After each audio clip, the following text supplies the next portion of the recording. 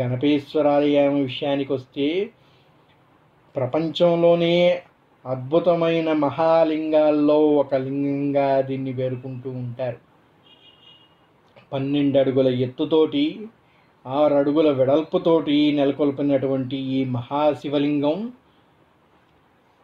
5.3 అడుగుల వైశాల్యంతో ఉన్నటువంటి ఆ మహాపానమట్టంతో ఆ ఆలయ గర్భగుడిని మొత్తాన్ని కూడా ఆక్రమించినంతగా కనిపిస్తూ ఉంటుంది.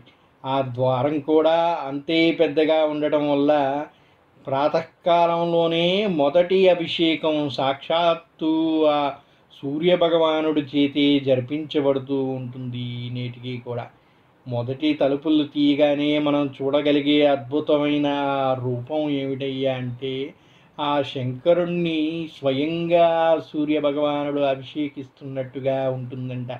నేటికి